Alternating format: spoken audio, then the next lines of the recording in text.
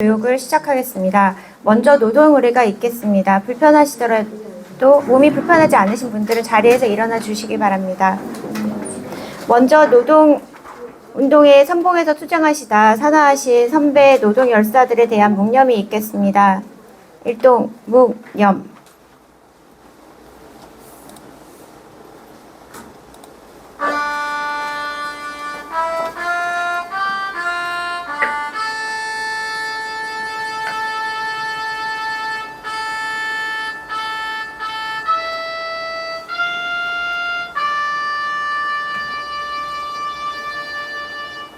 묵념 바로 임을 위한 행진곡 제창이 있겠습니다.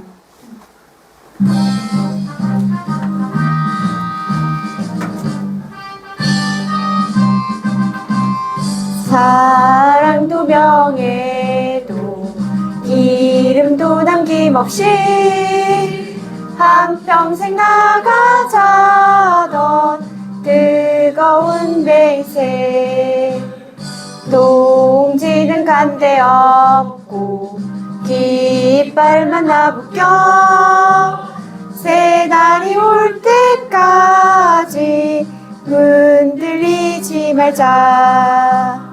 세월은 흘러가도 산천은 안다.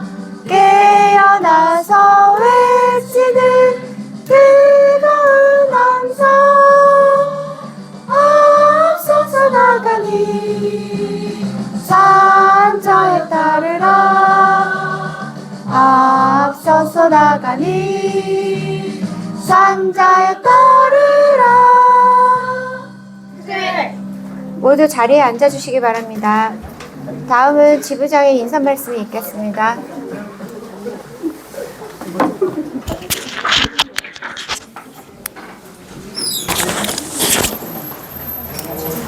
네, 분노를 담아 투쟁으로 인사드리겠습니다. 투쟁!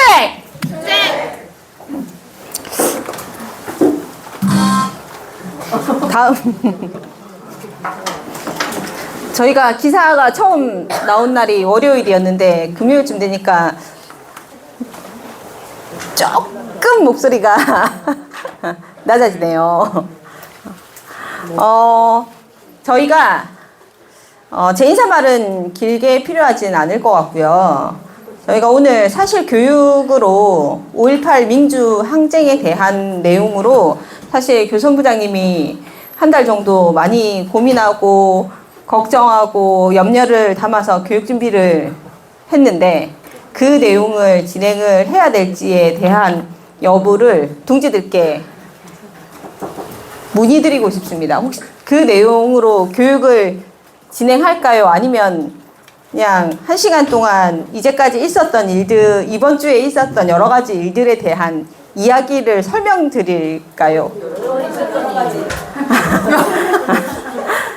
네, 저도 그래서 사실은 그렇게 준비는 했는데 제 마음대로 선택하는 것보다 의견을 동의를 여쭙고자 말씀을 드렸던 내용이고요. 그래도 저희가 전달에 저희 간부들이 그리고 저희 동지들이 어떤 활동을 했는지에 대한 간단한 보고는 필요할 것 같아서 그 보고 드리고 그 다음에 저희가 저번 달부터 추진하고 있는 그리고 다음 달부터 추진할 계획인 이런 활동들에 대해서 간단히 설명드리고 그리고 이제까지 있었던 일들에 대한 말씀을 드려도 될까요? 네, 네, 알겠습니다. 저희 활동 보고 먼저 드리겠습니다.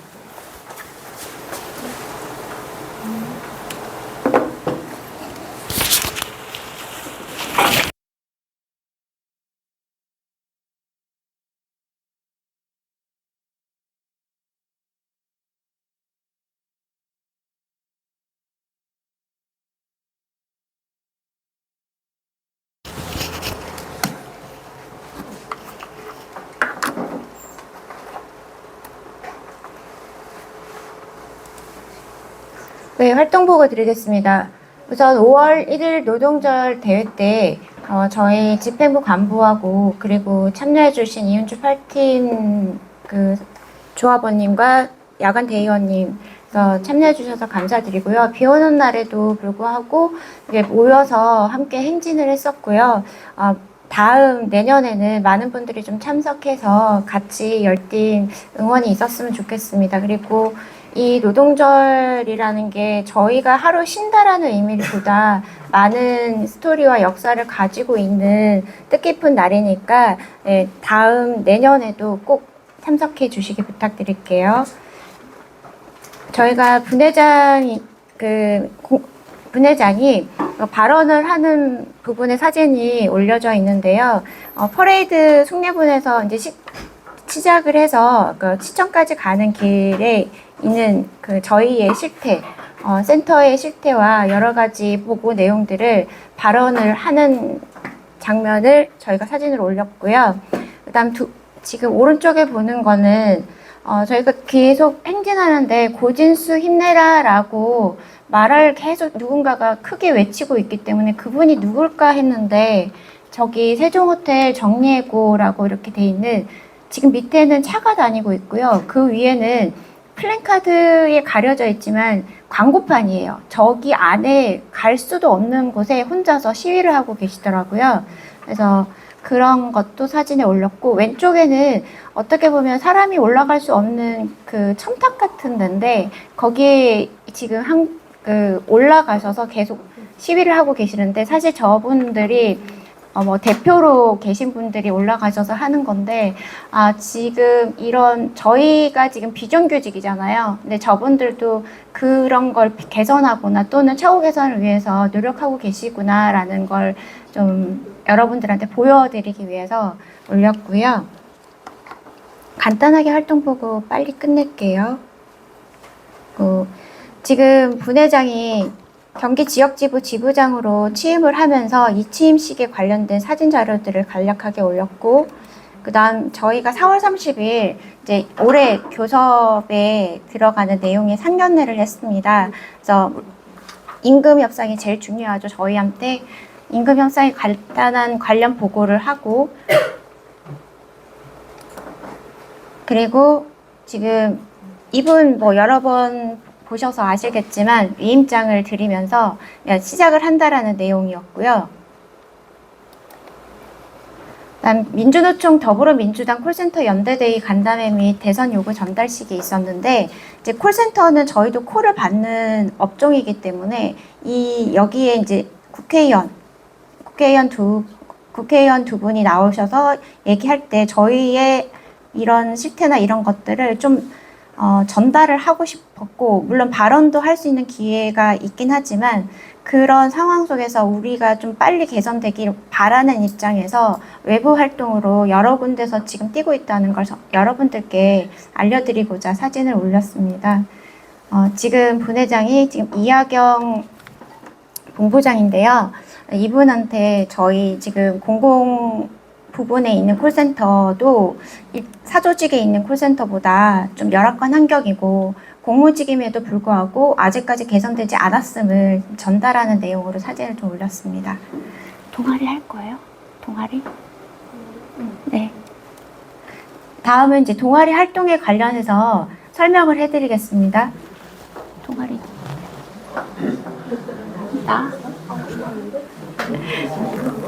네. 일단 지금 저번 달부터 동아리에 대한 개설 그리고 카페에 있는 내용들을 토대로 올렸는데요. 언니 하실 거예요? 네, 동아리 부분은 지금 신청한 인원이 이렇게 되었다는 거 말씀드리는 거고요.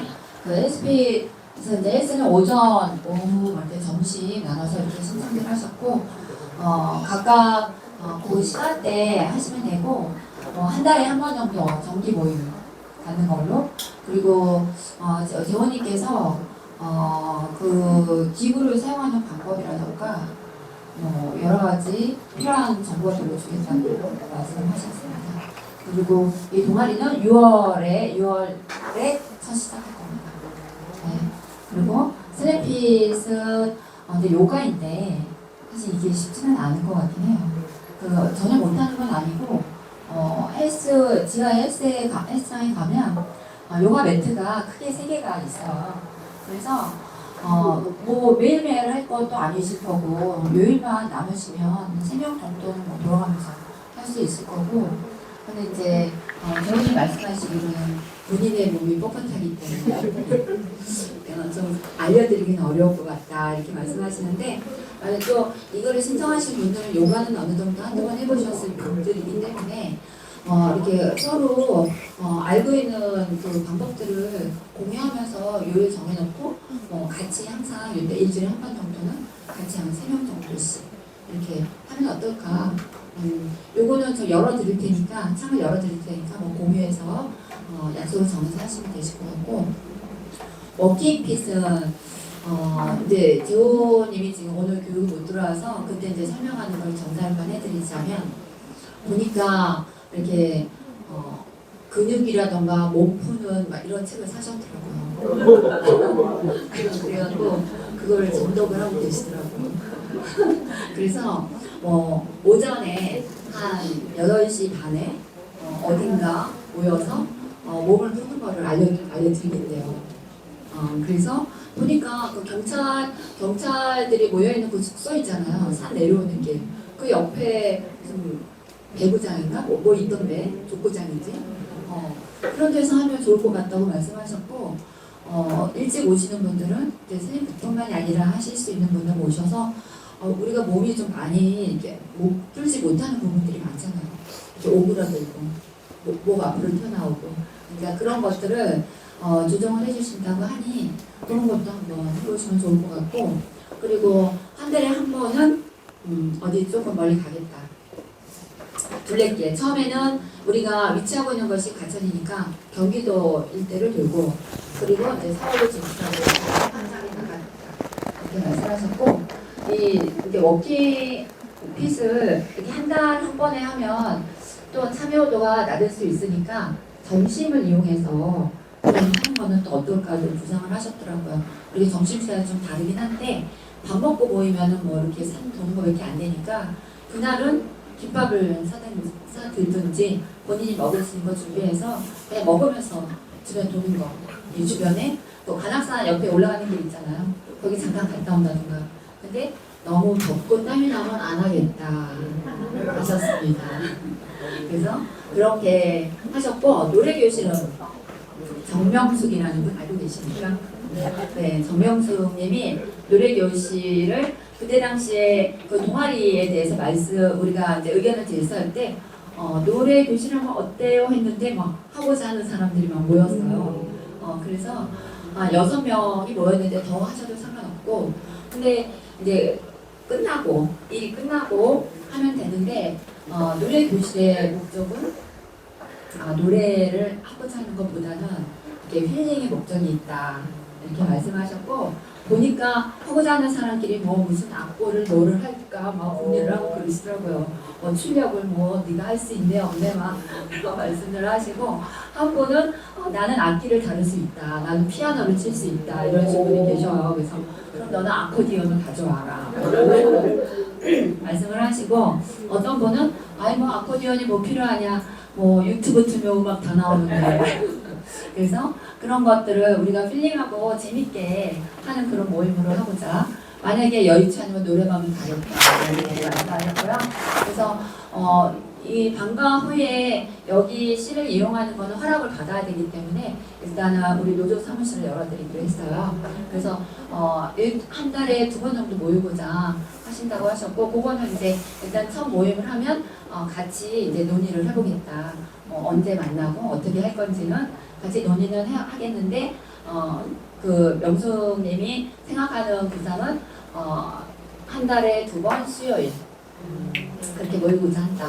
그래서 우리는 우리 임원들이 문을 열어드릴 거고 같이 노래도 부르고 이렇게 돌아가면서 할 거니까 노래 교실도 재밌게 하시면 좋을 것 같습니다. 또 뭐 총회에 또 뭐 발표하실 거 아닌지 기대가 됩니다. 네, 이상입니다.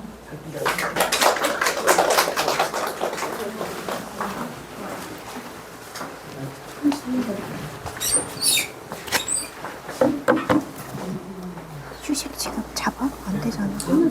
응.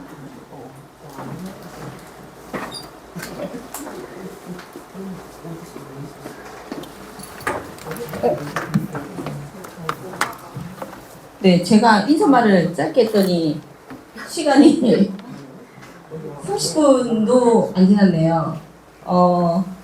원래 말이 많은 사람인데 제가 말을 많이 하게 되면 화가 치밀어 오를까봐 인사말을 짧게 하고 설명을 드리려고 했는데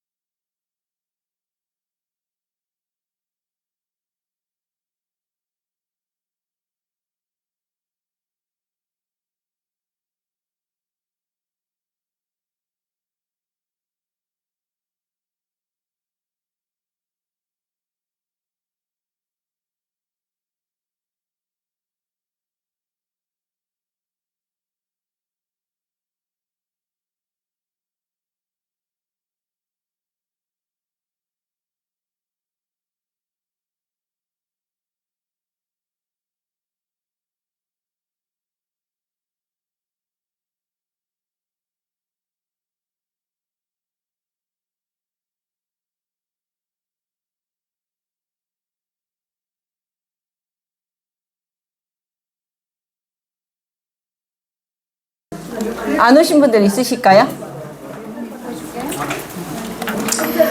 저희 즐겁고 길게 드린 짧은 휴식 시간이 끝났습니다. 저희는 길게 드렸는데 휴식 시간은 언제나 짧은 것 같아요. 저희가 여기에서 아주 짧은 담소를 나누는 동안 또 권익위가 본인들이 살고자 이런 걸 게시했습니다. 예. 제가 읽어 드릴게요. 사실 파업가나 뭔가 노래를 하나 부르고 시작을 하려고 했더니 이런 걸 붙이셨네요. 정보비나 안내 콜센터 직원분들의 노고에 감사드립니다. 이번 국회 정무위원회 예산 결산 예산 심의 소위원회 추가 경정 예산안 심의와 관련된 언론 보도에 대한 안내 드립니다. 며칠 전 언론을 통해 상담사 인건비를 국회에서 늘리기로 했는데 권익위가 거부했다는 내용이 보도되어 많은 분들이 놀라고 실망하셨을 겁니다. 그동안 인건비 증액을 위해 노력한 부분까지 모두 부인하는 내용으로 판단되어 부득이 이에 대한 설명을 드리고자 합니다. 모든 예산은 부처의 예산안 요구, 소관, 상임위원회, 정무위원회죠. 예결위원회 심사, 본회의 심의 및 의결 등을 절차를 거쳐 편성됩니다. 따라서 이번 추가 경정 예산은 정무위원회 의결만으로 인건비 증액이 확정되는 것은 아니며 국회에서 인건비 추가 경정 예산을 배정한다고 했는데도 권익위가 이를 거부한 것은 아닙니다. 추가 경정 예산은 올해 미처 예상하지 못한 재난 피해 복구와 같은 필요 불가결한 경비가 발생했을 때 편성되는 것으로 한시적 긴급성 지출에 사용됩니다. 이게 잘렸네요. 권익위는 매년 일반 예산 편성 과정에서 상담사 기본급을 인상, 근속수단 신설 등 인건비 증액을 예산 당국에 요구하고 있습니다. 추가 경정 예산과 같이 일반적인 용도가 아닌 인건비는 일반 예산으로 반영하여야 하는 것이며 권익위는 인건비 증액을 위해 지속적으로 노력할 것입니다. 위와 같은 예산 과정에 대한 설명이 없는 상황에서 기사를 보고 크게 실망감을 안겨드린 점에 대해 진심으로 유감스럽게 생각합니다. 앞으로 권익위는 상담사 인건비 예산 증액을 위해 최선을 다하겠습니다. 게시판에 각 실 벽에 붙여져 있는 겁니다. 지금 각 벽에, 각 실마다 벽에 붙여져 있고요. 여기에 보시면 모든 예산은 부처에 이런 절차를 거쳐서 편성된다고 했는데 이런 절차에 우리를 담당하고 있는 정무위원들이 추경이잖아요. 추경에 이런 절차를 거치겠죠. 그런데 이런 절차에 대한 심의나 의결할 수 있는 기회조차도 거부한 거잖아요. 줄지 안 줄지에 대한 건 그 다음 문제예요. 답변이 여기 없네요. 저희 정무위에서 회의했던 회의 내용을 보면 거기에 권익위 부위원장이 뭐라고 답을 했냐면 권익위는 공무직이 콜센터만 있는 것이 아니다. 비서직도 있고 운전직도 있다. 그런데 콜센터만 올리기에는 형평성에 어긋난다. 그렇기 때문에 추경으로 올리기에는 기본급을 올리기에는 무리가 있다. 그래서 거기 있는 정무위원이 물어봅니다. 그러면 얘네들 먼저 올리고 걔네들도 올려주면 되는 거 아니냐. 그랬더니 그건 무리가 있다.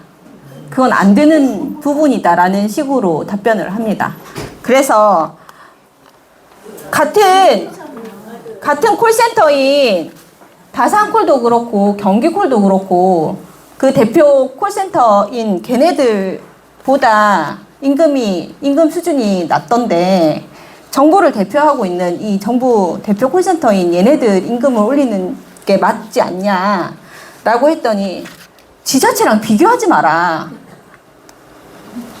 왜 지자체랑 비교하냐.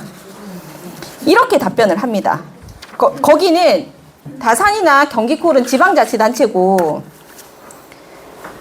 우리는 정부에서 운영하는 부분이기 때문에 그리고 통합해 다른 콜센터랑 저희가 통합해 가는 과정이 있다라고 하는데 이 통합해 가는 과정이 어떤 건지도 사실은 잘 모르겠어요. 언니 뭐 하는 건데?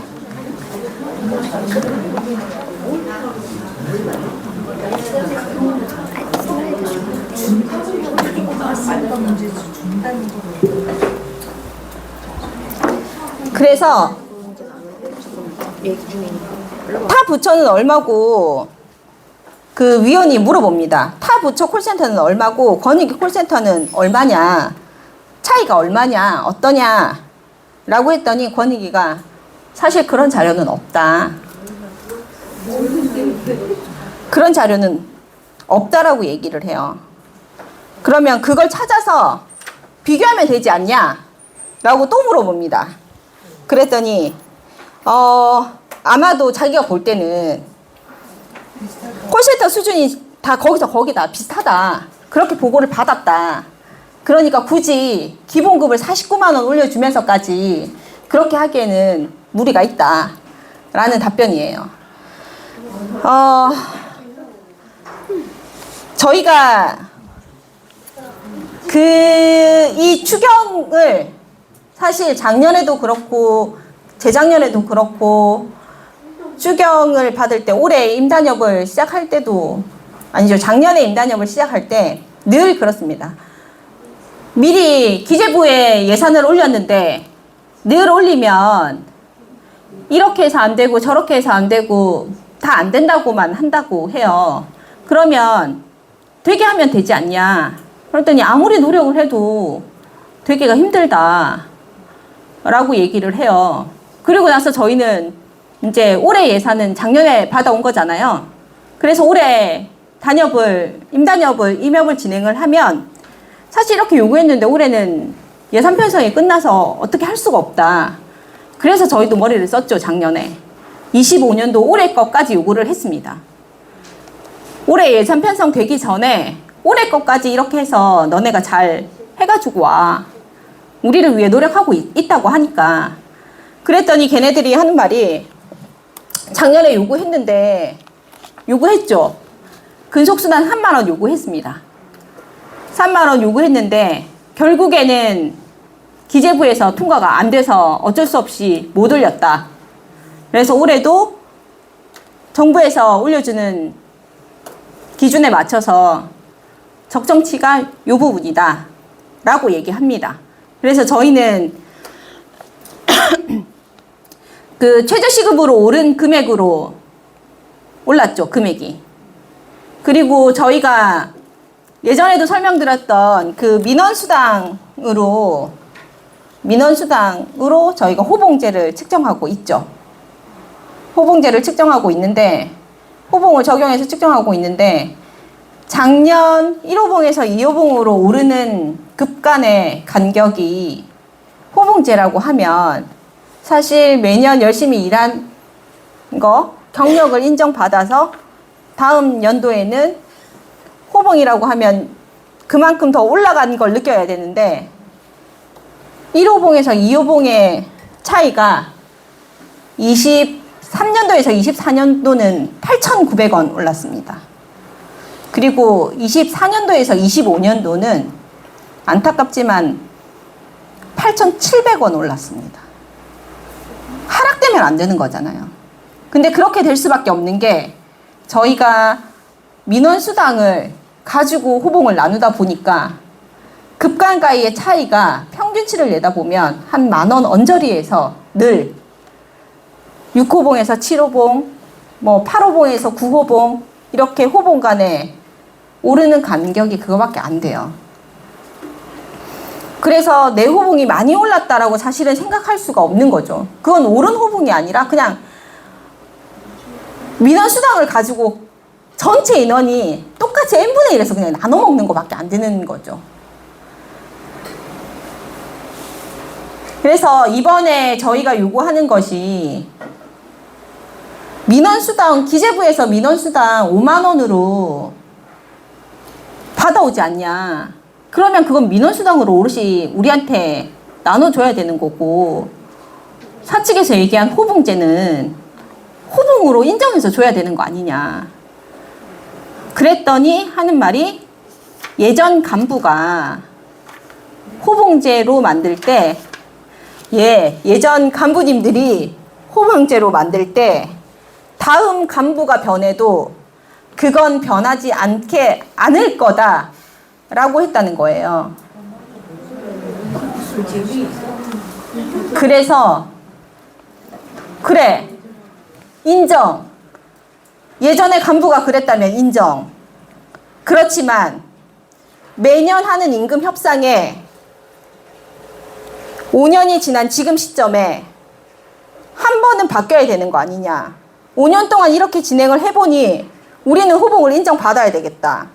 호봉을 인정받는 공무직 기관들이 많고 우리의 민원에 대한 민원 처리에 대한 우리의 업무 강도가 약하지 않다.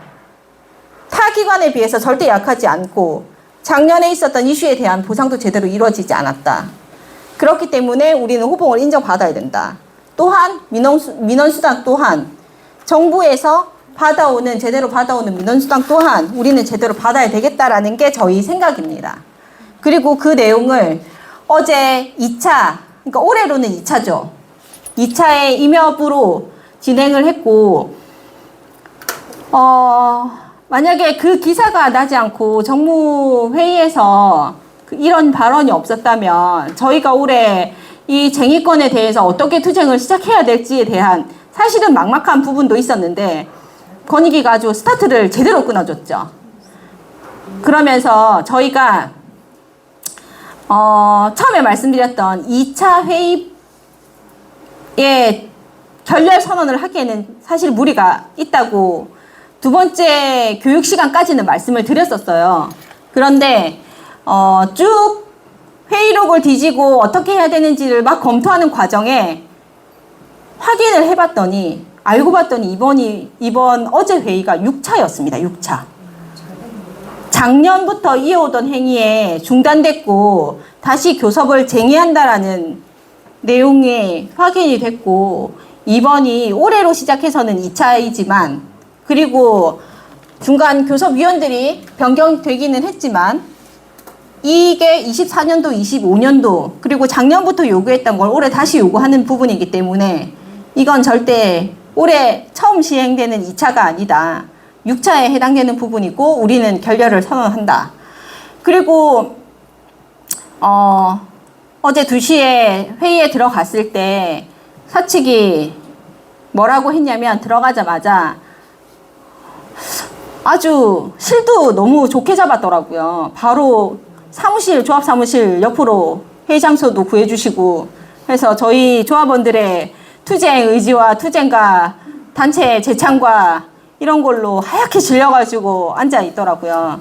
그러면서 앉자마자 하는 말이 기사 내용과 정무회의에 대한 내용의 설명이 필요할 것 같다. 그래서 그 설명부터 하고 교섭을 진행해도 되겠냐라고 해서 거부했습니다. 사실은. 설명 필요 없다. 회의록이 그대로 나와 있고 회의록이 달리 써질 이유가 없으니 이런저런 설명은 필요 없고 우리는 그냥 바로 교섭으로 진행하겠다. 그렇게 해서 그들의 설명 따위는 듣지 않고 사실은 교섭을 진행했고 진행 과정은 작년에는 단협을 먼저 하고 임협을 진행을 했는데 올해는 시간을 아예 구분을 해서 단협 1시간 반, 임협 1시간 반 이렇게 구분을 진행을 해서 그 시간을 맞춰서 진행을 하기로 했었는데 사실은 단협을 먼저 진행을 할 생각이었었거든요. 근데 권익위가 사고를 치는 바람에 임협을 먼저 진행을 했고 임협에 회의를 시작한 지 20분 만에 그래서 결국엔 못 주겠다는 거 아니냐, 줄 수 없다는 거 아니냐라는 걸 저희가 재차 확인을 했더니 우선은 그렇다. 남은 예산이 없다. 그리고 저렇게 저희가 요구한 6억 7,700이 실제로는 6억 7,700이 아닙니다. 제가 저 금액보다 2배를 요구를 했어요. 사실은 한 13억 정도를 요구를 했고 13억이 저희 월 200 받는 저희들에게는 엄청 큰 돈이죠. 전 사실 1억도 본 적이 없어요. 예, 그렇기 때문에 엄청 큰 금액이라서 과연 이 금액이 될까? 라고 했는데 처음에 그 정무회의 이걸 발의해 주신 위원이 저희 간부들이 나눠서 쪼개 다니면서 어느 길로 다니는지 어디에서 밥 먹는지 어디에서 누구랑 얘기하는지 이런 거 다 나눠서 다니면서 우리 자료 좀 봐달라. 그리고 공공운수 노조의 윗사람들한테 우리 내용도 좀 끼워서 보고해달라, 보고할 때. 그리고, 이 이전에 아마 설명드렸던 ILO 국제노동기구라는 곳에 대한민국이 가입이 되어 있는데 그 기구 안에 되어 있는 협약에 따라서 우리는 기재부 예산 지침을 적용받고 있다. 그래서 그런 것들도 우리 제소 중이다라는 설명도 드렸었는데 그것까지 해서 우리의 내용들이 사실은 다 들어가 있었던 내용들을 좀 더 보완을 해서 그 국회의원들 저희가 국회의원들 보좌관 그다음에 뭐 비서관 이런 사람들 다 쫓아다니면서 넣었던 내용들인데 거기서 이제 연락이 온 거죠. 사실 13억은 추경으로 주기에는 추경을 받기에는 무리다. 이 인건비를 추경하기에는 사실 그들도 무리라고는 했어요. 근데 이전 지난 것까지 주기에는 무리고 향후에 하반기 6개월 반년치에 대한 건 어떠냐. 그러면 해볼 만하다. 그렇게라도 만약에 괜찮다고 하면 너네가 괜찮다고 하면 그렇게라도 올려보겠다 라고 했어요. 근데 그런 과정에 산불이 났죠. 그래서 나라가 엄청나게 난리가 났었죠. 또 산불이 나서 그래서 산불은 바로 추경이 몇백억씩 그냥 바로바로 추경이 회의를 거쳐서 그냥 결정이 됐습니다. 그래서 그 지역에 뭐 엄청난 것들이 결정이 되면서 저희한테 다시 연락이 왔어요. 지금 중대한 사안 때문에 너네들의 인건비를 올리는 건 무리가 있다. 그래서 정말 미안하지만 이번엔 안 될 것 같다. 대신 본 예산, 내년도 예산 측정할 때는 우리가 정말 힘써서 같이 노력해보자. 진짜 미안하다. 너네들의 노력을 무시하는 건 아니다. 그렇게 연락이 와서 저희가 사실은 좀 좌절하고 있었어요. 근데 갑자기 4월 달에 우리한테 사실 말도 없이 추경을 발표를 한 거예요. 그래서 저희도 사실은 깜짝 놀랐거든요. 근데 이 심사가 4월 28일 날 이루어졌습니다. 그리고 부위원장이 4월 28일 날 가서 답변을 했는데 사실 부위원장이 뭘 알겠어요. 우리 현안을 물어보겠죠. 이런 거 출석하라고 하는데 우리 나 가서 뭐라고 얘기해야 돼? 안 물어보겠어요? 맞잖아요. 그럼 물어보겠죠. 근데 저희는 멍청하게 4월 30일 날 아무것도 모르고 앉아서 상견례를 진행했죠. 우리 잘 노력해보자 이러면서 웃으면서 막 위임장 전달하고 사진 찍고 막 이러면서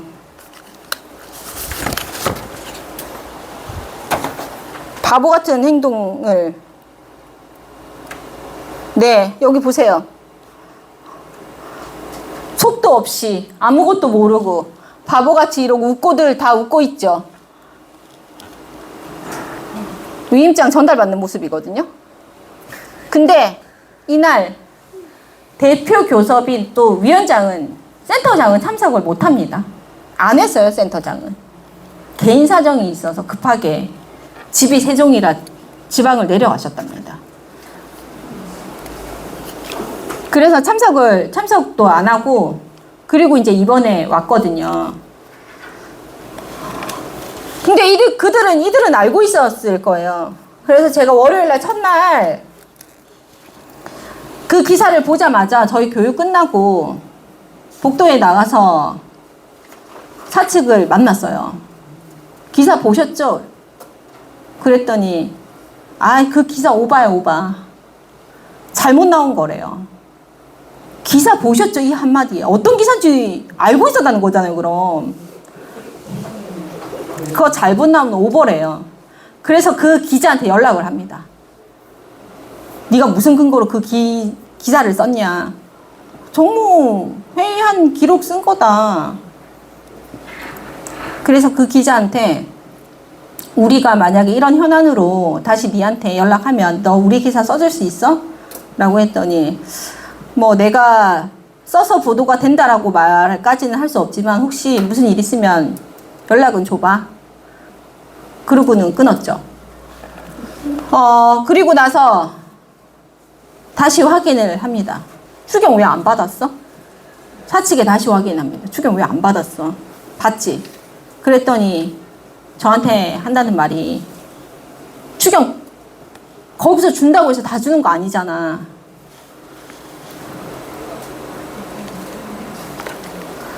이런 절차들이 있는데 기재부에서 안 준다 그러면 끝이야. 그건 후의 문제잖아요.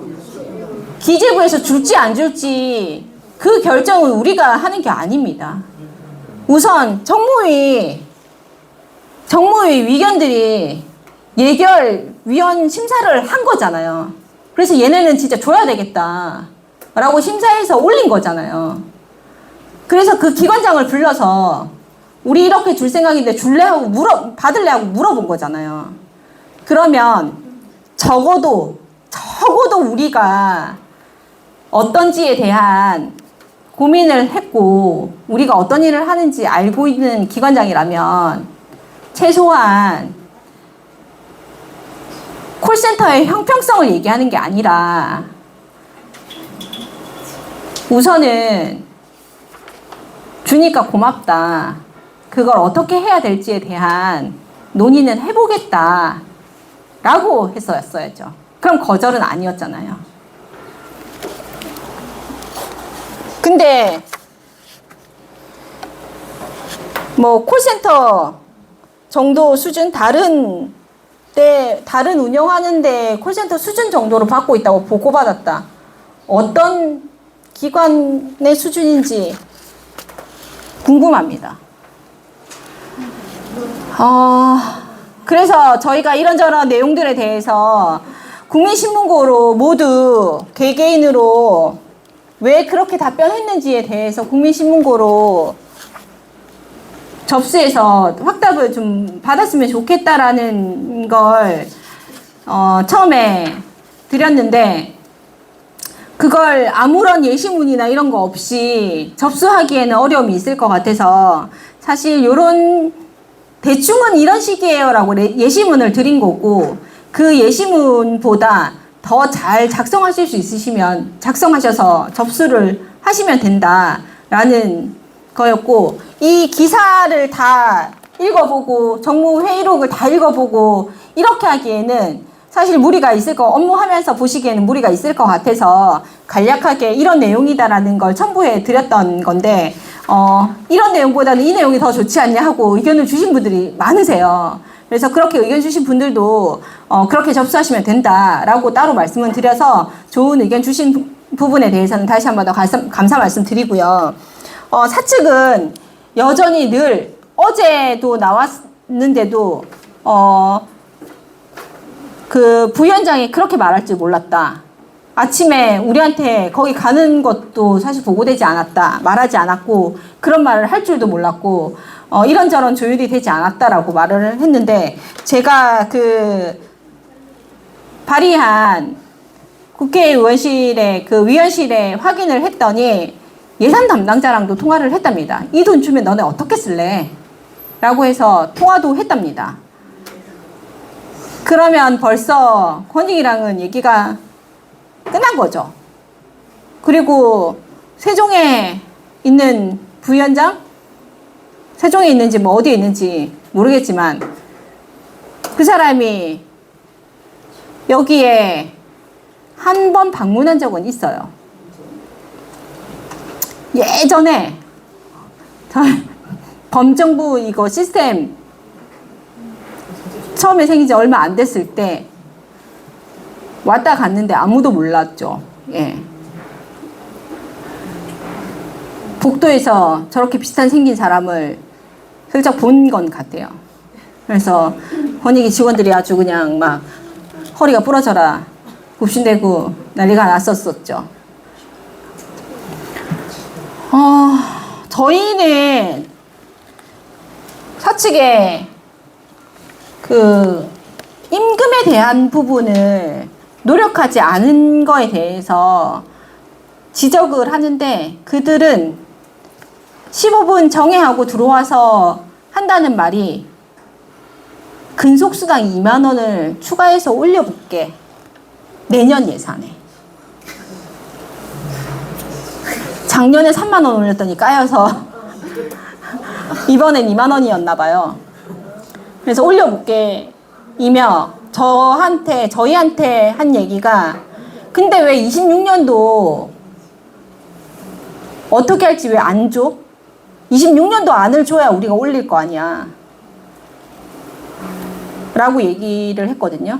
그래서 제가 정말 승질나서 25년도도 해결 못하면서 26년도는 어떻게 해결해 주려고 25년도가 결정이 돼야 그거 가지고 우리가 26년도에 안을 준다고 4월에 얘기했잖아. 그랬을 때 너네가 오케이 했잖아. 그러면 오늘 어떻게 할지에 대한 답을 가지고 왔었어야지. 근데 그 답을 가지고 오지 않고 저렇게 사고 쳐놓고 그리고 와서 아무것도 못해 라고 그 답만 가지고 와서 26년도 안을 내놔라? 그럼 26년도 안은 어떻게 줄까? 제가 화를 냈거든요. 그리고 나서 제가 그랬어요. 25년도 예산 작년에 준 거잖아. 작년에 준 거니까 작년에 어떻게 할지 거기에 대한 답을 가지고 와서 올해 임협의 교섭의 행동을 취했어야지. 지금 뭐 하는 거냐? 라고 했더니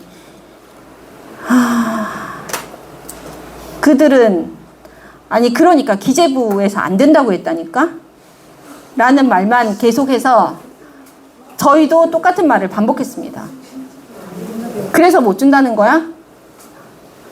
그래서 안 된다는 거야? 그러니까 안 된다는 거지? 라고 계속했더니 결국에는 그렇다. 그래서 결렬. 인정? 했더니 인정. 그리고 끝났습니다. 저희 센터장이 새로 오면서 이런저런 것들이 소소하지만 바뀌었다고 자랑을 많이 했는데 센터장 또한 저희한테 하는 말이 정부에서 예산을 줄이라고 한대요. 정부에서 예산을 줄이라고 한대요. 그런데 권익위의 예산의 90%는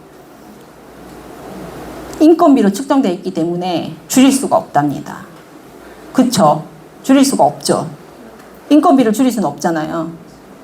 그렇다고 인원을 감소시킬 수는 없으니까, 잘라낼 수는 없으니까요. 그런데 예를 들면 그렇게 인건비를 줄이려면 자연 감소되는 부분을 뽑으면 안 된다는 거죠. 자를 수가 없으니까. 그러면 자연적으로 감소되는 부분을 다시 채용을 하지 않으면 인건비가 주는데 자기네들은 그걸 막았다는 거예요. 그래서 노력을 하고 있다는 거예요. 그 부분을 인정해야 된다는 거예요. 어제 와서 그 얘기를 하더라고요. 그래서 저희가 그랬습니다. 그건 당연한 거다. 그걸 노력했다고 지금 얘기하는 건 아니다.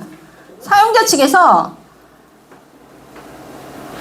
그건 당연히 인건비를 타오는 거에 당연히 해야 되는 건데 그걸 노력했으니까 인정해달라? 그건 노력이 아니다. 그보다 더한 걸 했었어야 된다. 그런데 저희가 23년도에 비해서 24년도가 금액이 확 올랐어요. 기본급 1호본 기준이 금액이 확 올랐는데 왜 이렇게 갑자기 올랐지라고 보니까 저희 최저임금이 올랐죠. 그것 때문에 저희 임금이 많이 올랐더라고요. 근데 그거 말고는 바뀐 게 없어요. 그리고 저희가 여전히 매년 요구합니다.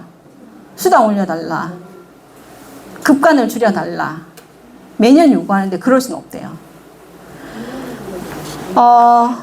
저희가 올해도 그렇고 작년부터 사실 관리자들이 가입을 많이 했어요. 그러면서 관리자들이 가입을 할 때는 저희 그냥 일반 저희 동지들 가입할 때는 크게 인터뷰를 안 합니다, 제가. 근데 관리자들이 가입을 한다고 하면 인터뷰합니다. 왜 가입하려고 하는지, 가입하려고 하는 목적이 뭔지, 이제까지 노동조합이 있었음에도 불구하고 초창기 때는 가만히 있다가 왜 이제 와서 가입을 하려고 하는지, 그리고 노동조합의 우리의 방향성이 어떤지에 대해서 얘기를 합니다. 1시간 정도 인터뷰를 진행을 하는데, 그러면서 제가 빼놓지 않고 하는 말이 있습니다. 우리 임금 협상할 때 너네들 임금 못 올려줄 수 있다. 너네들은 그대로 있고 네 임금은 그대로 있고 상담사들 임금만 먼저 오를 수도 있다. 그래도 괜찮냐? 지금 현재 노동조합의 방향성은 그렇다. 그래도 괜찮은지 꼭 물어봅니다. 그러면 그들은 괜찮다고 얘기를 해요. 그런데 다른 기관하고 비교를 해보면 우리 관리자들이 다른 기관의 한 1호봉, 2호봉 수준밖에 안 됩니다, 사실은. 왜냐하면 저희는 중앙행정기관이고 생활임금을 적용받지 못하고 있기 때문에 저희 관리자들 역시도 임금이 높은 건 아니지만 우리 이 상담 동지들의 급여가 너무 저조하기 때문에 우선순위를 정한다고 하면 우리는 관리자가 아니라 일반 우리 동지들이다. 그 얘기를 강조해서 합니다. 그래도 가입하려면 써놓고 가라 라고 얘기를 해요. 저희 관리자 없죠? 그래도 가입하면 가입 목적지 궁금합니다. 네. 관리자들이 뭐 관리 수당을 지급 수당을 얼마를 받고 뭐 이런 것들이 사전에 공개를 해주지 않아서 잘 몰랐는데 이제 많이들 들어오고 과반 이상 들어오게 되면서 저희가 이제 이런저런 개인정보를 지우고 공유받다 보니까 정말 그 떠돌던 소문들이 소문만은 아니었구나 하는 걸 확인도 했는데 이번에 그리고 지금 좀 전에 질문하셨던 그 전문팀의 행정안전부를 아무리 작년부터 두들겨도 가입을 하지 않았어요. 저희를 무슨 잡상인 취급하고 아예 필요 없으니까 가시라고. 자꾸 귀찮게 왜 이러시냐고 막. 저희 조직부장님이 사실은 상처를 많이 받아서 나중에는 저렇게 살다 그냥 내비둬! 이러고 막 울분을 토하시더라고요. 그런데 이번 일로 인해서 기사를 어디서 공유받으셨는지 저희는 공유를 해드리진 않았는데 첫날 팀장이 저한테 연락이 왔어요. 저 행정안전부 팀장인데 만나고 싶다. 얘기를 좀 하고 싶은데 어떻게 하면 만날 수 있냐? 어디로 가면 되냐? 라고 해서 이쪽으로 오시면 된다라고 이제 해서 만났는데 기사를 봤다. 그래서 노동조합이 어떻게 할 생각인지 궁금하다. 그래서 파업해야죠. 그랬더니 그러냐? 그러면 모두 파업을 하게 되면 행정안전부가 가입을 하겠다라고 해서 무슨 소리냐? 너네가 지금 가입을 안 해서 우리가 파업을 못 하고 있다. 가입을 해야 파업을 할 거 아니냐라고 했더니 그래요? 근데 또 마침 저희가 행정안전부랑 식약처랑 주려고 가입서를 찝어놓은 게 한 30부 찝어놓은 게 있어가지고 가져가셔라. 준비해놨다. 어떻게 순간순간이 다 맞았어 이번에. 그래서 월요일날 가져가시고 지금 9명이 가입했어요. 팀장을 선두로 해서 팀장, 강사, 부팀장님까지 팀장부터 해서 다 가입을 하고 그리고 그 밑에 팀원 6명까지 해서 지금 순차적으로 가입을 계속 하고 있고 아마 행정안전부는 팀장을 필두로 해서 뭉쳐질 것 같아요.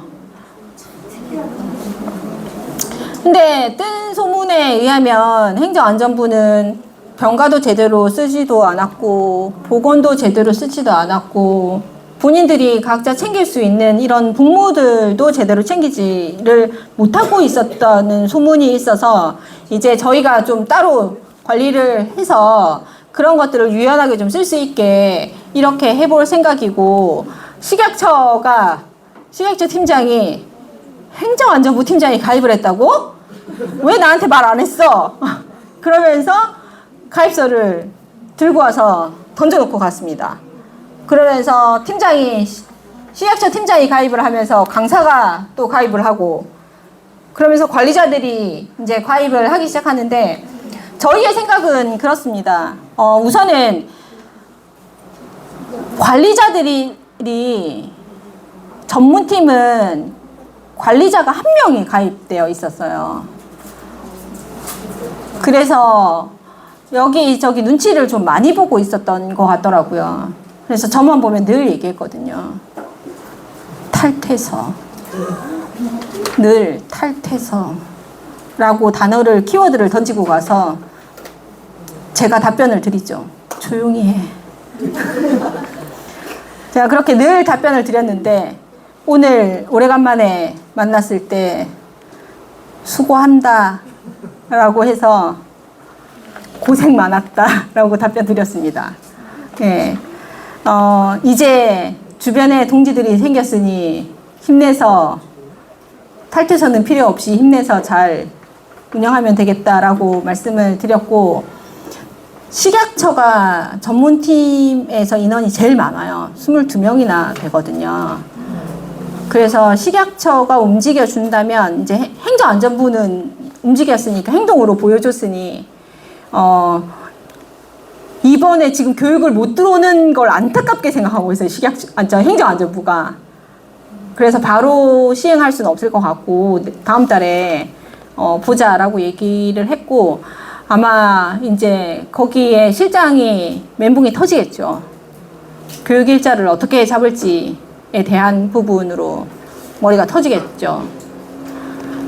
늘 실장이 기고만장하게 뭐 몇 명 없으니까, 그리고 뭐 전부 있는 팀은 공정이랑 보훈부밖에 없으니까라고 의시되면서 얘기를 했거든요. 다른 팀들은 인원이 소수라 문제가 되지 않는다라고. 근데 식약처가 이제 지금 현재 인원이 팀 전체 인원에 비해서는 소수이기는 한데, 조금 더 움직여준다면은 저희의 파업에 영향이 갈 것 같아요.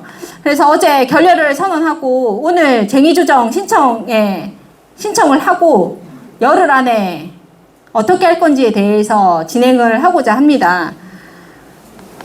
그러려면 저희가 아침마다 진행하고 있는 그 행동력, 첫날 권익위가 보고 뭐야? 이러고 앞잡이를 보냈더라고요. 네. 저쪽 사무실 잠겼을 때 문 열어주던 단발머리 앞잡이. 네.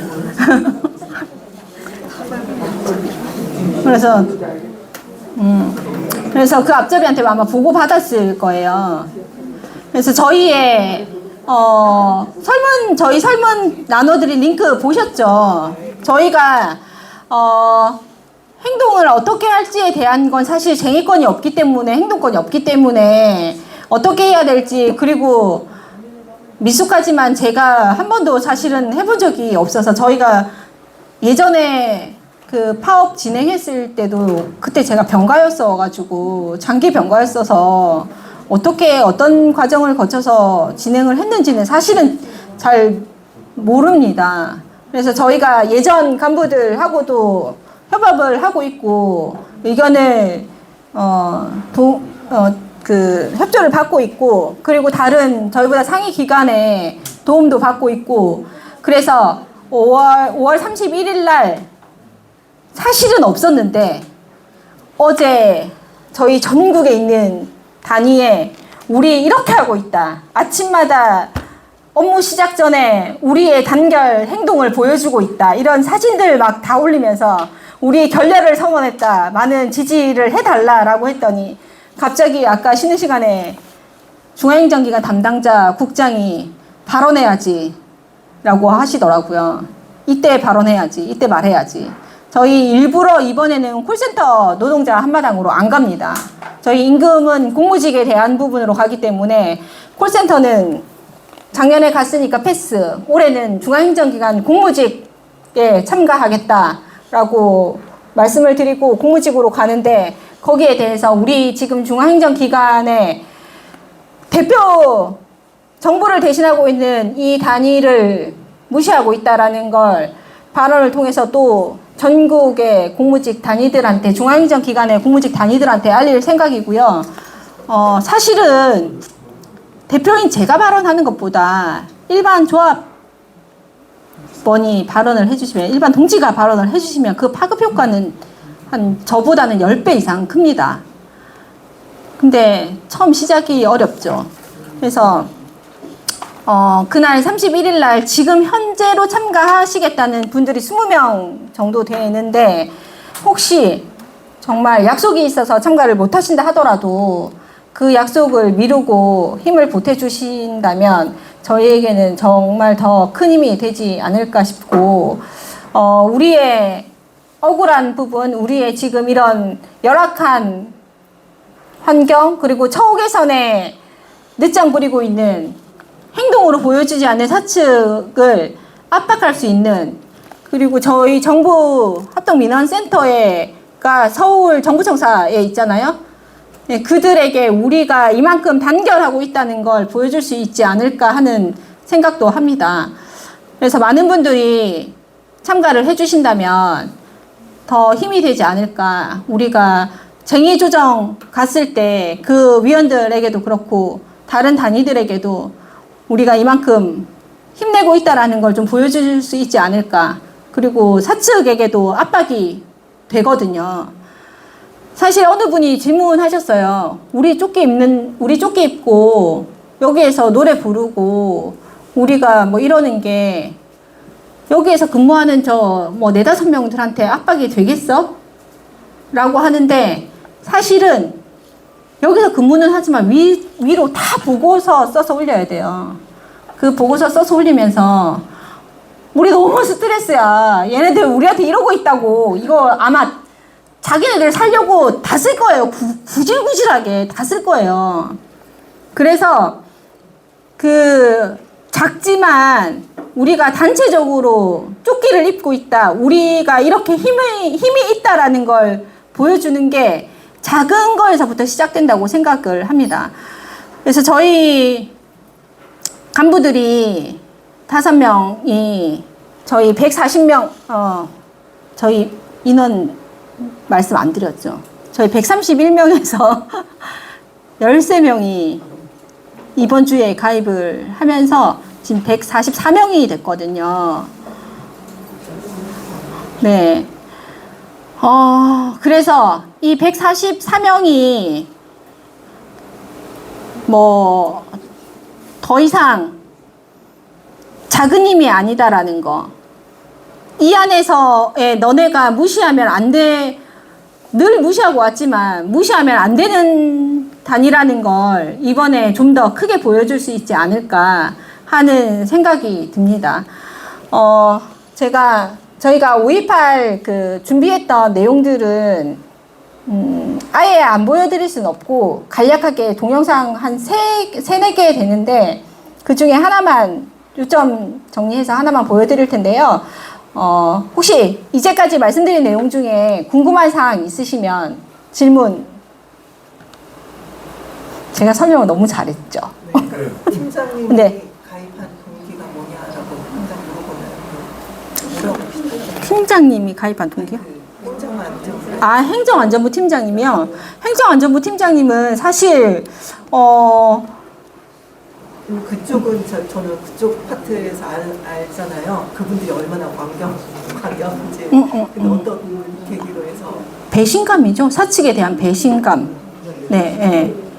사실은 가입하기 전부터 저희가 작년에 행정안전부의 악성 민원에 대한 대책 생각나실지 모르겠지만 행안부 차관이랑 저희 세종시 가서 간담회 했던 거 혹시 기억나세요?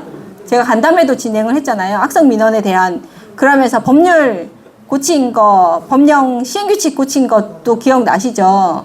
그거 저희의 의견을 적극 반영해가지고 행정안전부에서 이제 그런 지침, 원래는 공무원만 되는데 왜 공무원만 했냐. 실질적으로 공무원이 아니라 공무직들도 해당되는 단위들이 많다고 했던 내용들에, 그때 행정안전부를 만나면서 제가 그 행정안전부 쪽에 너네가 노동 그 조합에 가입은 되어 있지 않지만 너네 힘든 내용을 나한테 정리해서 알려주면 해안부에 어떻게 전달할 수 있는 부분이 있거나 내가 도움이 필요한 부분이 있을 수도 있으니 내용을 정리해서 주면 좋겠다라는 말씀드린 적이 있어요.